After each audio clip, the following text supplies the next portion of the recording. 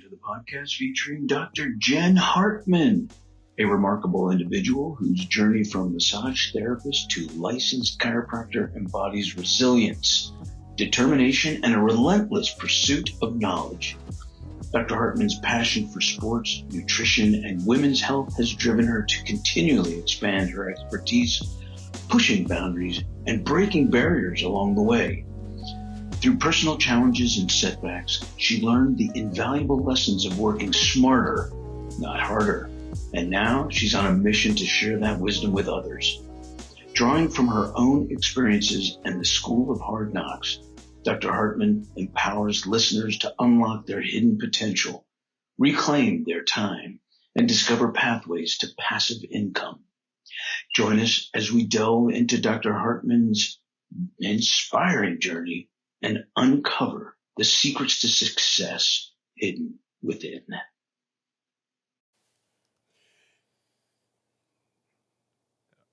Welcome to the show, Dr. Jenn. You have quite a postgraduate level of degrees from sports to nutrition. What made you go beyond your basic chiropractic degree and go deeper into postgraduate education? You know, I think I fell into that category of continual seeker of knowledge. I was very blessed to have some excellent mentors, people I looked up to before chiropractic, in chiropractic school. I was a massage therapist before going to chiropractic school. I went to national. And so I think just that continual drive to want to do a little bit more, find out a little bit more. How can I have as many tools as possible in order to deliver the kind of care that, I wanted to deliver in order to get the best, fastest, and most efficient results for my patients. But yeah, I think it just comes down to a lifelong of always just seeking for knowledge, seeking for the best way, seeking for curiosity's sake, really. Well, there's 70,000 licensed chiropractors out there, and why you are on our show is because the ever-evolving world of nutrition and health and your specialty and understanding some of that. I'd like to focus a little bit about that and your perspective, especially since you enjoy the sports world and working with athletes. Do you have anything you'd like to start off sharing about, cognitive health and longevity or even something that you would do special for athletes? When I was 31, I went and did a SpectraCell test. Went to school, became a dietitian. Never went the whole registered route because I worked in a hospital at the time, and it just didn't feel right. It was more reactionary. It was more like, okay, do this, do that. But it wasn't, how am I helping them? How am I driving vitality, health span? It was more like, here's your caloric intake. This is what you're supposed to do. This is the RDA values. Never resonated with me. And so flash forward, I went to massage therapy school at National. Then I went into chiropractic school directly after that. And I fell in love with just biochemistry all over again. And I came across Dr. Ron Grisanti, who is now, he's the guy who runs FMU, if you know what I'm talking, Functional Medicine University. I went through and got a SpectraCell test done. And at 31, I was like, well, I have a history of heart disease. I have a history of some other things. At the time, my mom was getting ruled out for MDS, which was myelodysplastic syndrome, which eventually, about anywhere from 6 to 10 years, will turn into acute myeloid leukemia. And so I just wanted to get a baseline. And when my numbers came back, Dr. Grisanti he's the one that called me up and read my results. And he said, so I know you're a chiropractor. I know you're 31. I know that you are a dietitian, and I know you live in Philadelphia now, and you grew up in Chicago. He goes, who in your family has Alzheimer's? And I just about hit the floor. Because I was going into this like, oh, well, my dad had a AAA, my mother's grandfather, my mother's father, they had all heart stuff. I literally, my jaw hit the floor. I said, I'm sorry, what? What did you just say? He goes, yeah. He goes, I'm looking at your stuff. And he goes, you got to get some things figured out. He's like, this is not looking good. my glutathione was low, my selenium was low. I had some nitric oxide stuff. I mean, my B12, my B6, my B2. And for 31 years old, like you would never expect to hear that, and then B, go, oh God, well, but I'm active, I'm healthy, I read, right? I understand. Yes, I drink. Yes, I eat fast food sometimes. So like for the most part, I'm not eating garbage every day. And it just triggered me. It literally triggered me. And so anyway, that's a kind of an odd way to get to the fact that, nutrition is truly like the cornerstone for all things. Because what you put in and how your body manages that is going to ultimately determine your outcome, your performance. What is Alzheimer's? Did they tell you what Alzheimer's or a potential for Alzheimer's looks like under SpectraCell? Well, what he noted to me was just what my particular profile, how deficient I was, I think, based on my age and based on just me, really. Deficient in. I was deficient in glutathione. I was deficient in selenium. I was severely deficient in B2 and B6. And then I was also deficient in a couple other amino acids. And so I literally, like I said, I just couldn't believe it. I'm going to switch gears a little bit and ask Yeah. you about what your thoughts are on intermittent fasting, because it's been, it seems to be talked about often, works for some, doesn't for others. What are your thoughts on it? Well, I was a succumber of trying it. That's for sure. My partner and I, we had a kid 10 years ago. Well, 9 years ago, she just turned 9. And, you don't realize I was in the best shape of my life before she came around. And I just slowly declined in my 40s. And so about, I don't know, maybe 2 years ago, I was like, I'm going to get in shape. I'm going to get this figured out. Well, all I needed to do was, stop having my, Macallan 18 every once in a while. And I probably would have felt a little bit better anyway. Wait. Don't stop. You don't stop the Macallan 18. If you're going to stop, you move it to the Macallan 25 or 30. You don't stop. You slow down. You slow down. If not by your No. pocketbook, by that. What you just get better, and that will slow you down because it's more expensive, but doesn't mean you stop. Come on, Jen. I know. I am a fond person of some of those brown liquor drinks. But I've cut out, actually. I haven't had a drink since Thanksgiving. And I've been feeling great. But back to the intermittent fasting. It did not work for me. I mean, it did not work for me at all. And then you can't talk about intermittent fasting without talking about hormones and all this kind of stuff. So, diving more into the intermittent fasting as it relates to hormones, and then how it relates to, well, what are good tests to do? I just feel like, for me, my experience was, yes, it helped because I was curbing some of my, my cravings. I was trying to re-regulate some of my sugars and all that kind of stuff. But, again, I always come back to the fact that one pill does not fix all. And, your age, your activity level, your genetics, all of those things absolutely play a role. I mean, and you take time working through those things. And, for instance, right, Dr. Barron, you just celebrated another birthday, and, I feel like you're in better shape now. And I know you went through a massive health challenge in the past few years. And if you weren't in the shape that you were, and you didn't understand and know the things that you did, it would be a completely different outcome. But you earned that. You earned that through consistency. You earned that through choices. You earned that through the previous 30 years of what you've decided to make choices about. And so when we look to intermittent fasting, or we look to paleo, or we look to go vegan, or whatever it is that somebody says, this is how you're going to feel your best self, the question doesn't need to be, let me just go and try it. The question is, okay, how am I feeling with that? And so with intermittent fasting, I felt good for like a month and then I didn't, And even as a physician, I'm like, okay, why? I'm following the rules. I'm reading the book. I'm doing the stuff. Wasn't for me.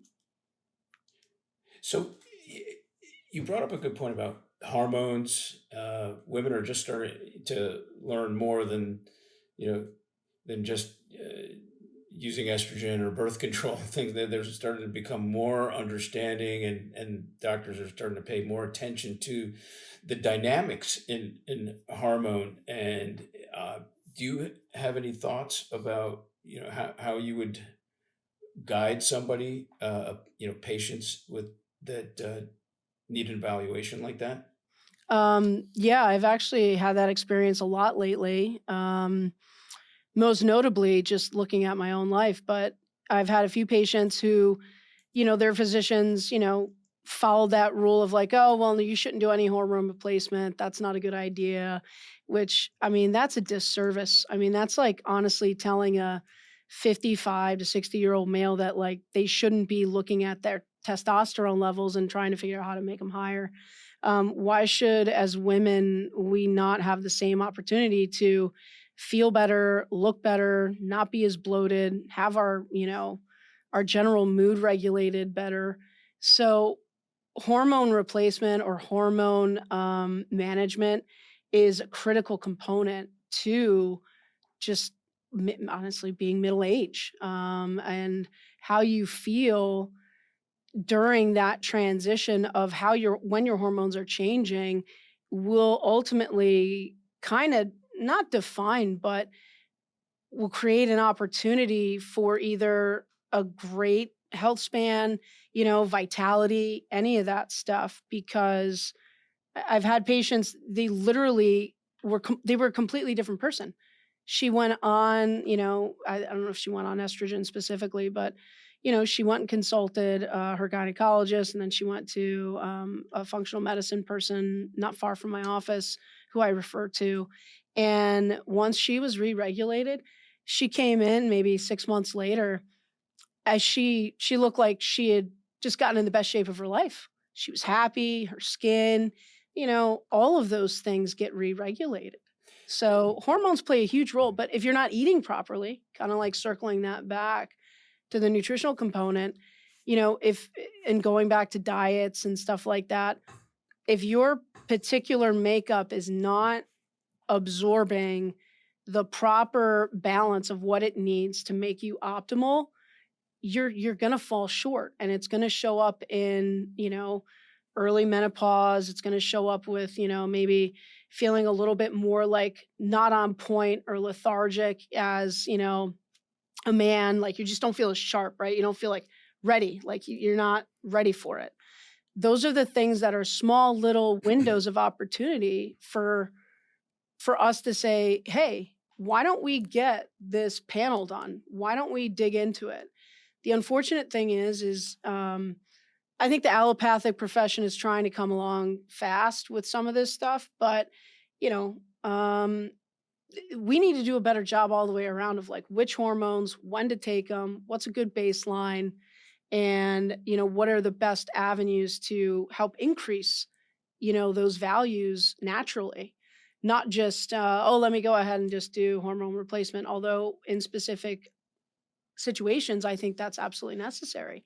But again, going back to that nutritional component, if you don't have enough fat, if you don't have enough amino acids, your body's not going to produce those hormones the right way. If you've got any kind of digestive malabsorption, all of that stuff gets decreased, and it's got to come from somewhere. So then you start leaching from other areas in the body, whether it's different tissues or, whatever.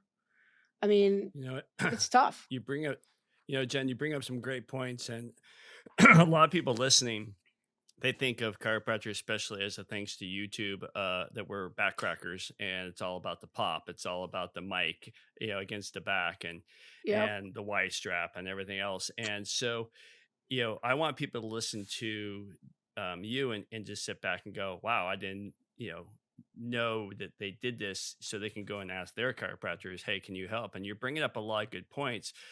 So instead of dancing around going, they need to do this, they need to do that, let's get like a plan. And just like in any business, if what would you do if you have a middle-aged woman coming in and it has questions? And I want the audience to go, wow, chiropractors do know about this stuff.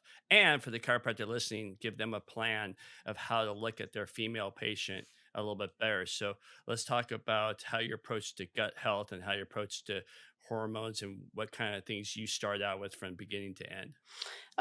So in my practice specifically, I have been a longtime user of something called a symptom survey, which was originally put out by Standard Process.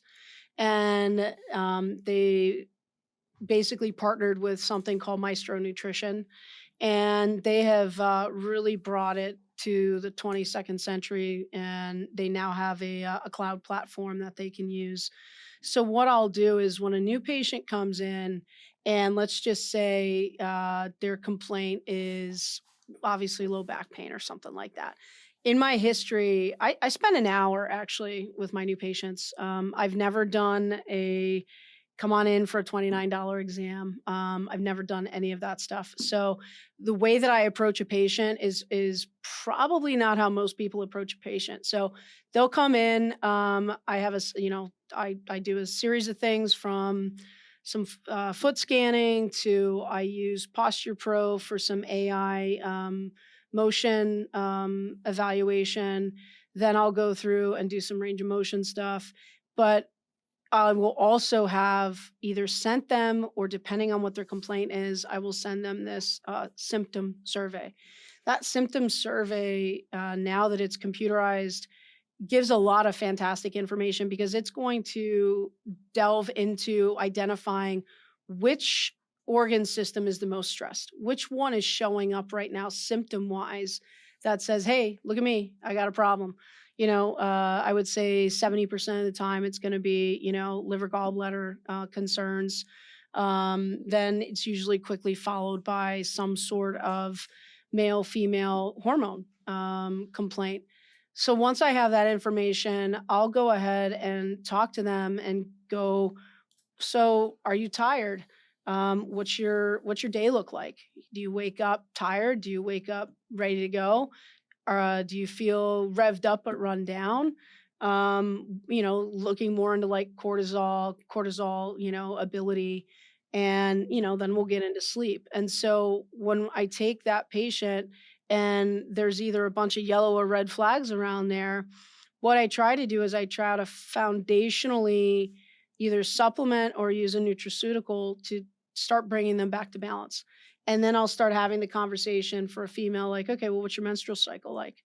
And, or what was it when you were a kid? Like, because if they've had a terrible menstrual cycle or abnormal menstrual cycle since they were 12, 14 years old, that plays a huge role. And then if you add in the fact that they've been taking birth control for 10, 15 years, you're messing up all sorts of stuff. They absolutely have a hormone issue. They absolutely are having some difficulties. They just don't know it yet.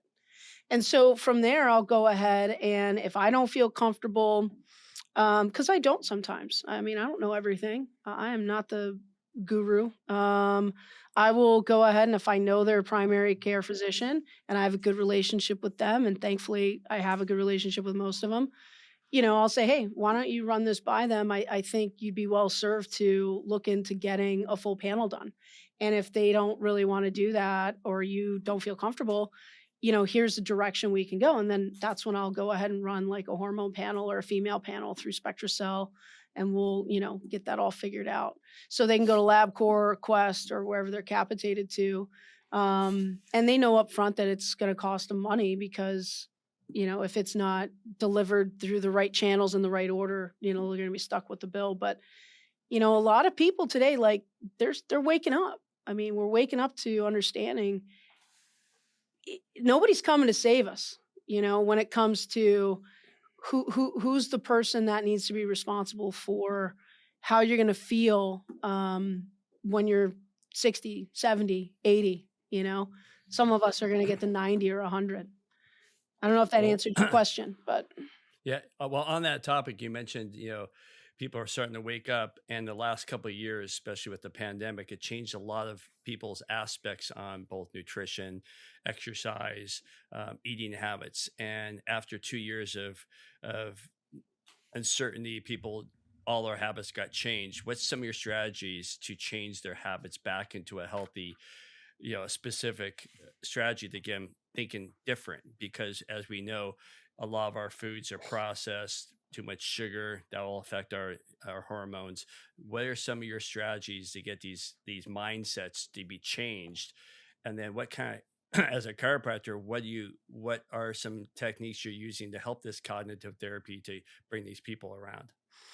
Um, well, in terms of post COVID and behavior change, you know, it's kind of like when the towers got hit, everybody remembers where they were. It's a high emotion, that's a high activity where like you're never going to forget. And so with COVID, a lot of people, we all had that honeymoon phase, I'll call it, where, oh, this is a vacation, This is like 8 weeks, 6, 8 weeks of like, we can do whatever we want. We're going to sit back, we're going to eat, we're going to drink, we're going to do this, we're going to do that. And then there was another set of people that by and large were like, I am going to get into the best shape of my life, right? Because now I have time to do that because they're not, some of my patients, like they weren't traveling. Some of my patients, a lot of my guys and gals, they're on a plane, Monday morning, they're not back till Thursday night, and they do that 2, 3 weeks out of the month. So I think with regard to what are some of the behavior changes that I see and that people understand is for the people that got really sick, it was a wake up call for sure. And for the people who got really scared, it was a wake up call for sure. For the people who kind of just never really got too sick, never really had any issues, it was an affirmation of, I got to keep doing what I'm doing. And so those behaviors were either cemented or like 180, they were flipped on their head because, you know, um, change only happens when there's enough pain and or enough sorrow, right? But ultimately, it ends up being pain. And until that happens, or until something's bad enough, it's just human nature in a lot of ways. I think 85% of the population is it's not bad enough, right? And when it's bad enough, then you can do something about it, right? Or come, I mean, the unfortunate thing is that with the way that blood values are and testing is, it's too late by that point, it's kind of like on x-ray when we were in school, like in order to see, degeneration show up, the bone's got to be 50 to 60% compromised by that point, right? I mean, so why are we waiting so late? Why are we not really drilling into what are optimal levels so that we can get out of this cycle or this behavior of like, well, I'm not sick yet. Well, why do you have to be sick before you make a change? And it was interesting because I listened to a ton of different podcasts, but I listened to Huberman when he interviewed David Goggins, and they were discussing how that the anterior mid-cingulate cortex, is that little part of your brain where he had said it's like where the will to live sits there. And it's where, when you're doing something you absolutely don't want to do in life, that gets bigger. That wakes up, right? When you're doing a challenge and you're like, I don't know if this, but you're all in, that gets bigger. Like when you get up and you're trying to do a cold shower or a cold plunge and your body just absolutely hates it, you're going, it gets bigger. And that is what creates, you know, just that's a natural increase in vitality. That's going to help you live longer too. Doing the stuff that is hard to do and then choosing to do it day in and day out. Is there anything that you do in particular to help keep them on track or motivate them, or by challenging them? Is there a routine you have to inspire them to make that change?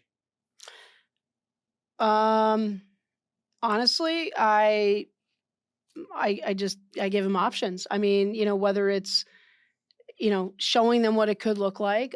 Exercise. I mean, I do a lot of functional stuff like that, but I can't make somebody do something, No, you but you know. can inspire them. And I was just curious as to, everybody's got a different method, and Yeah. then not everybody handles the same method. But right now, people are giving up on their New Year's resolutions. Right about it's February, so they're falling off the wagon.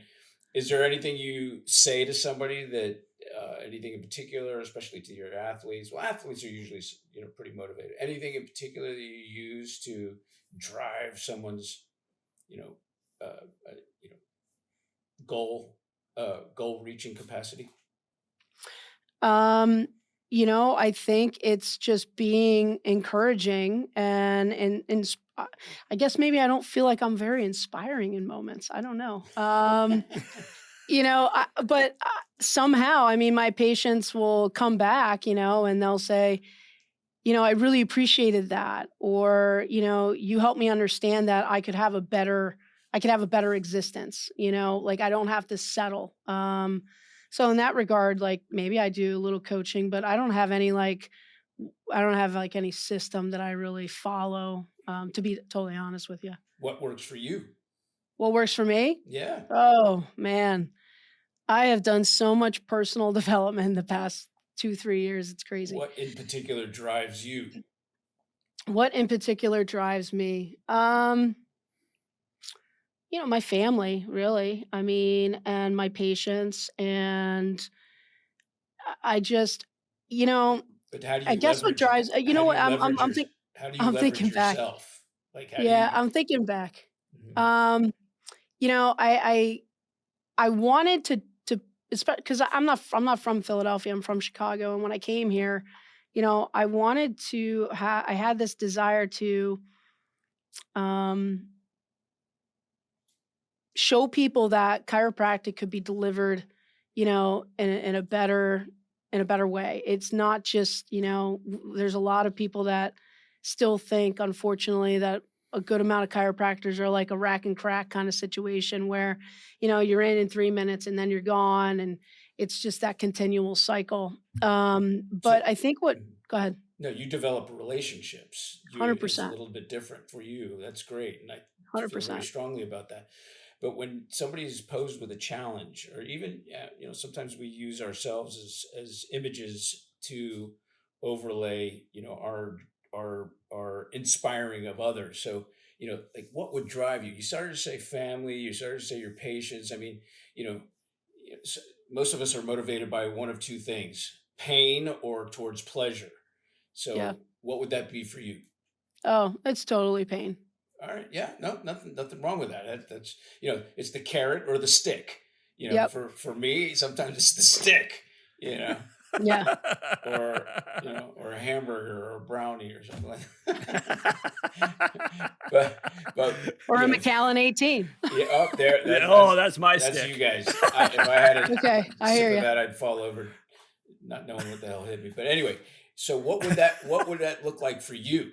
Like what would drive you? Like, sometimes they say that you want to lose weight. I'll tell a patient you want to lose weight, then you need to find out what drives them, and then like for you and I or something like that, I would put a image of an obese person on my refrigerator, because that's not what I wanted to look like. And if I did, it would be painful versus somebody's all, buffed and things like that. What would work for you? Then I guess my dichotomy, which is why maybe it's so hard, is I'm probably both in a little way. But I have one particular picture that I have ingrained in my brain from a dinner that we went to. It's probably about 6 or 7 years ago now, and I saw my father had a family before having me, and I saw that picture of myself, and I saw his one son. It sounds weird, but I just looked totally out of shape, I looked miserable, and I was like, I was like, who is that? James Gandolfini? Like, I was like, this can't be me. Like, and so when I start to either go down that path of, just bad, I remember that photo and I'm like, no, I'm not doing that. I deserve better. Right. That's You your only get pain. one That's your shot at this pain life. point. That's Yeah, good. man. 100%. And then, I do vision boards, of course. Like, who doesn't like, all the pretty stuff? And, so I definitely do both, but that is definitely it. Like, and then probably some horrible things my mother, God rest her soul, probably said to me growing up, but I was always probably trying to prove myself. Like, I always felt like I wasn't enough. And I think in a lot of ways there's a good amount of people in this world where they don't feel like they're enough. And so, I guess my job is a little bit of as in terms of inspiration or cheerleader is to say, hey, you know what? I believe in you. You can do this. We can do this together. But you got to find it, like you said, inside of you where what is the thing that you aren't going to let get in the way, right? But that's probably it. And it's interesting. Like, I mean, it's hard, but it's a daily choice, making Yeah. good choices every day. If it was easy, this world would look a lot different. So when you talk to your patients about getting care, getting treatment, a lot of times I'll ask a patient, do you go to the dentist? And they'll look at me like, why? And I say, just, well, answer the question. I'll tell you afterwards. And then they'll say, oh, yeah, I go, routinely to get, my teeth checked. Or they'll answer, yeah, I only go when I, have a toothache or I'm in pain or something like that. Well, there's part of your answer of how that patient's going to follow through with your care. Are they going to be Mhm. pain management, or are they going to be more maintenance or recovery, or in the absence of Proactive. pain, right? Yeah. So they'll tell you all about themselves. And we have to be careful, because even though you and I may be motivated by moving away from pain, some patients don't relate to that, and so you have to switch, flip the switch and talk to them from a place, a different place. Yeah. It's But the art of chiropractic. yeah, right. Yeah. Mm. And really the art of communication, which, 100%. which quite frankly, most of allopathic medicine doesn't have that luxury, because they take insurance and they're only allowed on a national level to spend on the average 7 minutes. with a patient once. And they go, come back next month or in 2 years or a year. So how do you find, how do you find out what's wrong with somebody? That's where us as chiropractors, we have the luxury of being able to really dive deep in understanding patients and make them, and become their family doctor. That's absolutely true. Dr. Jenn, we're going to have a little fun right now, and we're going to dive into a area of our Q&A called rapid fire questions. If you listened to previous podcasts, you'll know where we're going with this. Yes, I did. These are questions. I thought with all of the, technical difficulties prior to this, I would have excused myself from the last 5 minutes. Nope. Nope. That's why we moved it up. We moved it up. Have your tea, get ready to go. You got this. That's right. All right. That's right. So the premise of the rapid fire question, I'm going to ask you questions. Some of them are erroneous and out there and have nothing to do with chiropractic, but have everything to do with you as a human being. And sometimes the more brief your answer is, great, but we end up getting hung up on asking you about it. So to heck with the rapid part of the rapid fire. So Right. all right, Dr. Jenn, are you ready for question number 1? I'm ready. What is your favorite book that you feel people should read? Ooh, jeez, so many books. Oh,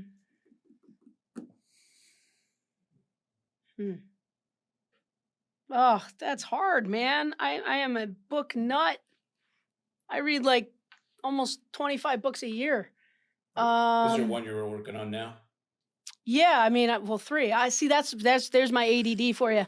I have at least 4 or 5 books that I'm like bouncing between. Honestly, I would probably Trillion Dollar Coach with Jay Campbell.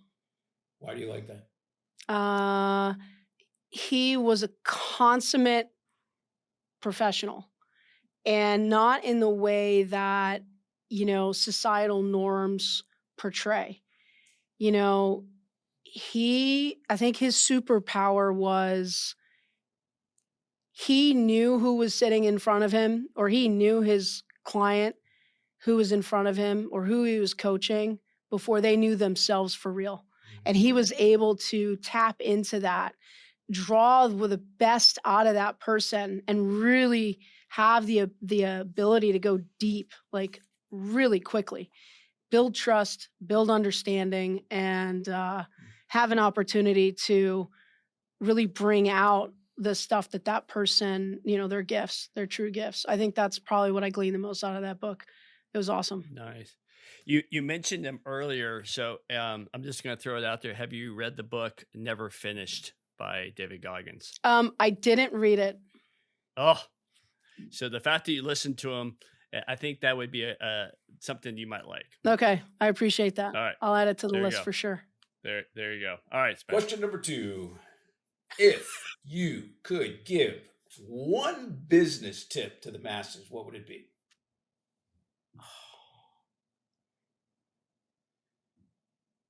Know your numbers.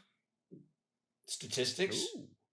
Know your numbers. I don't care what they are. I mean, whether it's patient numbers, financial numbers, know your numbers. That is the number one thing all business owners need to understand. And that again comes from a place of pain. I went through a massive exposure during COVID with just ignorance. I didn't know my numbers. And because I really didn't know my numbers, it had to do with Aetna. And I literally was paying patients to see me. I mean, it was sickening. And the irony is that, right, some of the closest people to you are the people you should listen to. And oftentimes they're your partner, and like an ignorant one, she was like, you need to start kind of figuring out how to see a few more people if you're going to keep doing it this way. And I was like, oh, it's going to work out. It's going to work out. Yeah, it didn't work out. Know your numbers. So what ended up happening was I ripped that Band-Aid off, and we got out of network with Aetna. But yeah, know your numbers. You have to know your numbers. I mean, and honestly, even as it relates to your nutritional values, I mean, if you want to go back to why you actually had me here, you got to know your numbers, and you want to know your numbers, your optimal numbers. You don't want to know the numbers just to get by. You need to know the numbers that matter. What are the ones that are going to keep you at the top? What's interesting is that some people are not number oriented or mathematically oriented or statistic driven. And those are, the more ethereal people, like, oh, I trust that it'll work out for me. But you know what? Then hire somebody that does know the numbers and can feed it to you in the best way possible. I think that, that's a fun commentary you had. And, you said earlier in our program that you liked biochemistry, which, I mean, it takes a special person to like biochemistry, and that a lot of that is very linear and didactic and all that. So, I think knowing your numbers is linear and didactic, and that would be that's right up your alley. So it's just. Do you want to know the secret that I'm now exposing myself to for everybody to hear? I'm ready. I flunked my first semester at chiropractic school. Yeah. And I flunked because of biochem. Oh.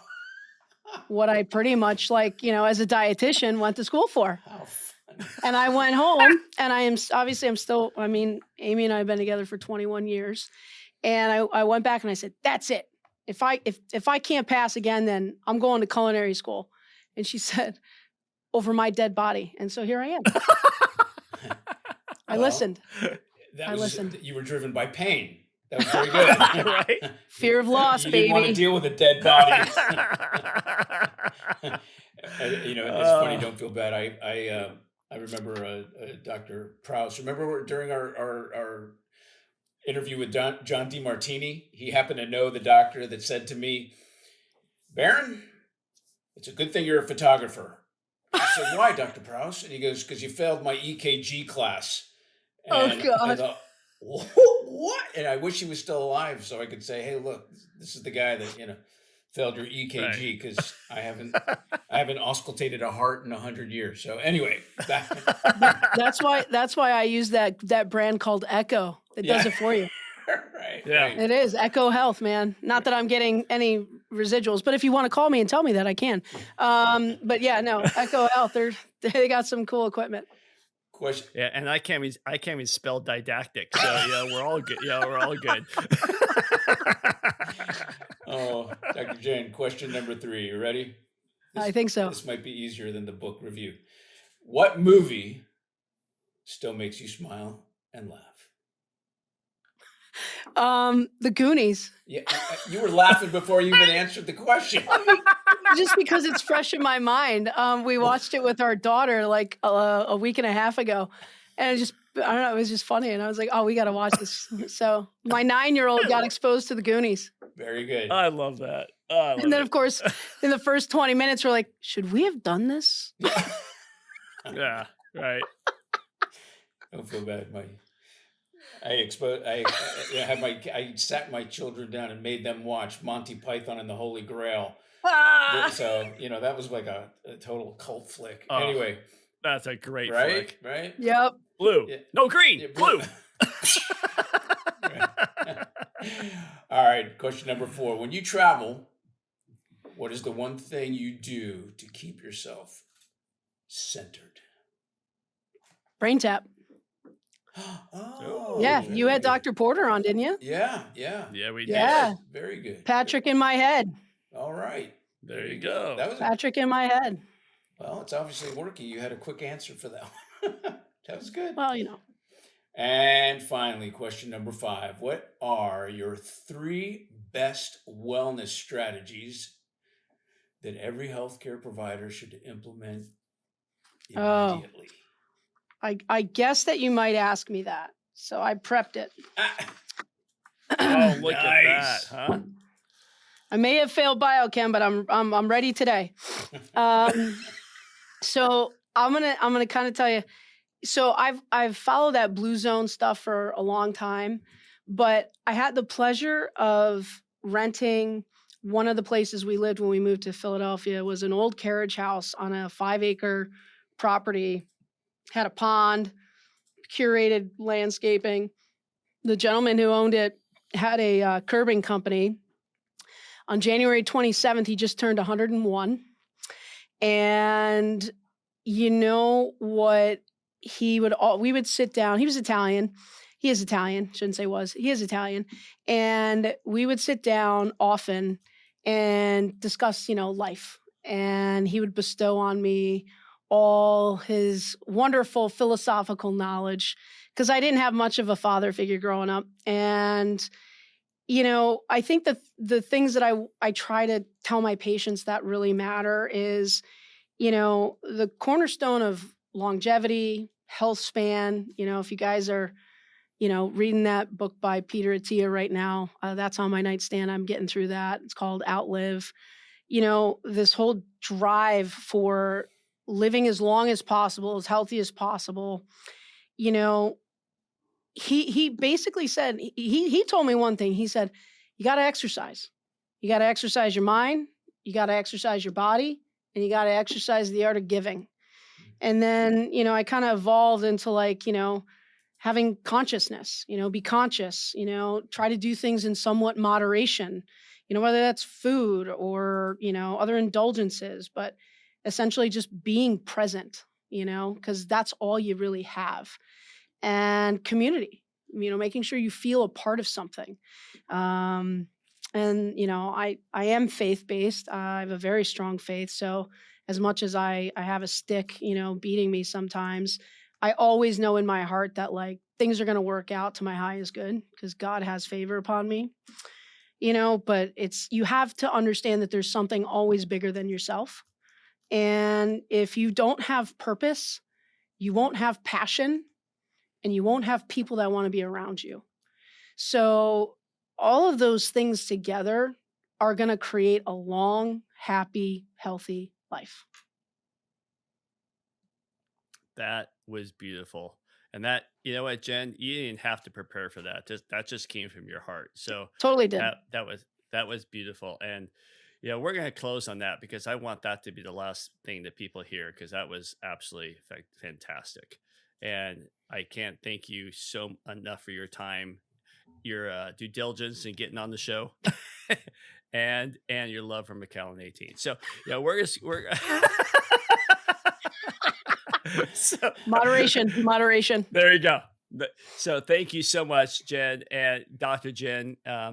You keep doing what you're doing. You're doing a fantastic job out there. Keep helping people, keep helping other doctors, and keep living with passion. Thanks so much, guys. I appreciate you having me on. You bet. Thank you for listening to today's episode of the Cracking Backs podcast. We hope you enjoyed it. Make sure you follow us on Instagram at Cracking Backs Podcast. Catch new episodes every Monday. See you next time.